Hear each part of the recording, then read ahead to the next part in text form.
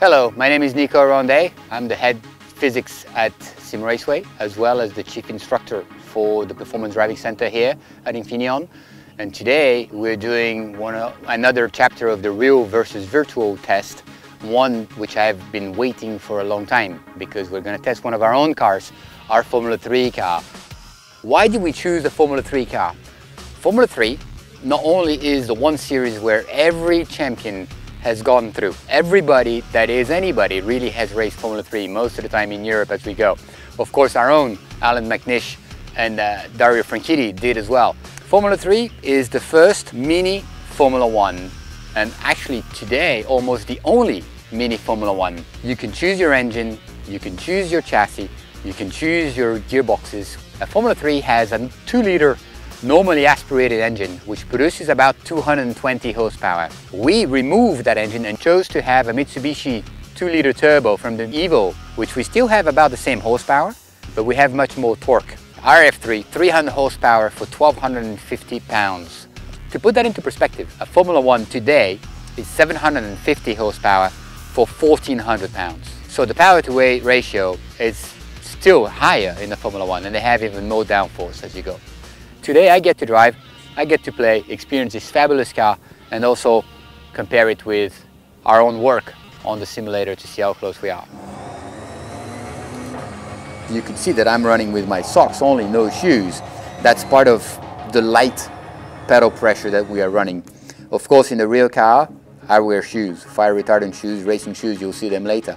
But on the simulator, you have much more feel because you're dealing with much lighter pedal actions and much lighter springs in the real car. How does it feel, Nico? Okay, it feels good, but one of the first obvious things that we need to go and address, these are not carbon ceramic brakes. So they're still on carbon metallic brake pads, which means that even at anything about 40 or 50 degrees Fahrenheit, they will work. As opposed to now, it takes a full lap where you have almost no brakes, and then almost magically it steps up. Same with the tires. The first lap, the grip level is really low, which, yes, we have a very hard tire, and it's a slick tire, but it still would be a little bit more than that.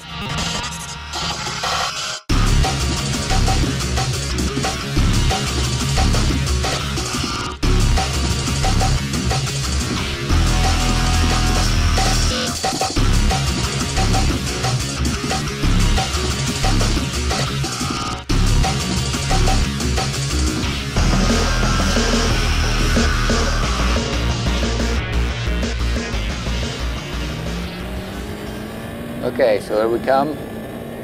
Start finish straight away, I'll be going up to 5th gear just about now. And then a little bit of a lift, and then back to power to balance the car. Then straight line upshift towards the marshal spots, down to 3rd gear. A little bit of oversteer, you can see my hands working. Back to 3rd, going up to 4th. A brush on the brakes, back to power, using the compression to compromise and stay to the left, and then glide over 3A. Still in 4th gear, just before the end of the curb, downshift to 3rd, harden brakes, going in. Trail brake by excellence all the way downhill, up to 4th. This is flat out straight away through turn 5, and then you're thinking about setting yourself up just over on the crest on the brakes. Actually, I was getting wheel spin over there over the bump. Turn in, patient, back to power, hit the compression, and all the way out. That's 113 miles an hour, exit in 4th, up to 5th. No brake markers today, so the reference was the skid marks on the track, all the way down to 2nd gear. You could see my head bobbing forward on the brakes. Then back to power, 2nd to 3rd, 3rd to 4th, all exaggerating the setup, missing that curb on the right, getting to the 2nd one, up to 5th gear, almost flat through the S's, flat through the 2nd bit, using the compression, and then going to the braking, just about the 3 marker, all the way down to 2nd, only curb we want to be using, 9A, no 9B curb, back to power, a little bit of wheel spin on the inside, and back flat out through turn 10. Just before the end of the curb, hard on the brakes because it decels in, down to 2nd gear, hug that inside curb and back out, and a little bit of a wheel spin over on the paint. And that's a full lap around Infineon. So here we are, we're back on the simulator. We have done all the changes. Ben and the team did all the changes in the files. I just got done driving the F3 on the track. Now we get back to the simulator and see how close we end up. Now tires are warm. Yeah, it's good. So I just did at 130.1 On the track, I did a 30.5 today. I think that's pretty close. I think that's good enough. Yeah, well done. Especially with all the AMA rubber on there. That's right, and the hill bells and stuff like that. Yeah, you would think that being the chief instructor at PDC, I get to drive these cars a lot, and I really don't. Most of the time, it's you guys that are driving, and I'm out there watching. On my part, this is my opportunity, this is my day, and I'm gonna go out and do a few more laps.